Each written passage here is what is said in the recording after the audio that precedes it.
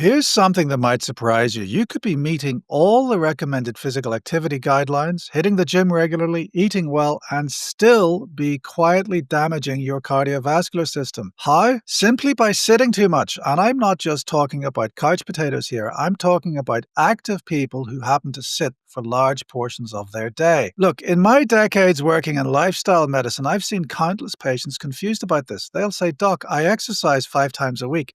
How can sitting at my desk be a problem?" Well, let me walk you through some fascinating Australian research that changed how we think about this. The Oz Diab study examined nearly 5,000 adults, everyday Australians, not just sedentary folks, and measured their sitting time alongside key cardiovascular markers. And what they found was genuinely eye-opening. Here's what this means for you. Every additional hour of sitting per day was associated with measurable increases in waist circumference, blood pressure, triglycerides, and insulin levels. And here's the kicker. These associations held up even after accounting for how much people exercised and even their waist size. Think about this for a moment. We're not talking about people who never move. These were individuals across the activity spectrum, and the pattern held regardless. The study distinguished between general sitting time, so that's your desk, work, driving, sitting at meals, versus specifically TV viewing time. Interestingly, overall sitting time showed more consistent harmful associations than just TV time alone. This tells us something important. It's not just about what we do in our leisure time. The 8 hours you spend at your desk job matters just as much, if not more so, than the 2 hours you might spend watching television at night. Now, from my perspective as someone who's specialized in addiction medicine, there's an interesting parallel here. We often think about behaviors in black and white terms. You either do something harmful or you don't.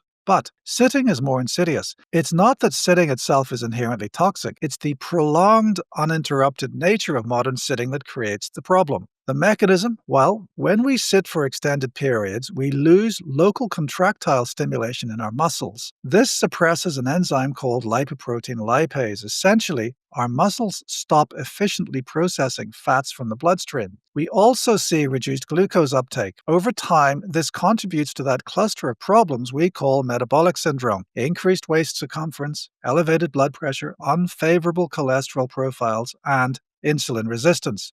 The women in this study averaged about 5 hours of sitting per day, men about 6 hours, but many of us in professional settings are sitting 8, 10, even 12 hours daily when you add up work, commuting, and evening relaxation. So here's your actionable takeaway. Don't just add exercise to a sedentary day. Break up the sitting itself. Set a timer for every 30 to 45 minutes. Stand up, walk around your office, do a few squats. Think of it as movement snacking throughout your day. Your heart, your waistline, and your metabolism will thank you. I'm Dr. Fergal Armstrong, and I'm reminding you that in lifestyle medicine, sometimes the smallest changes, like simply standing up more often, can have the biggest impact. Subscribe to MedHeads for more evidence-based health insights.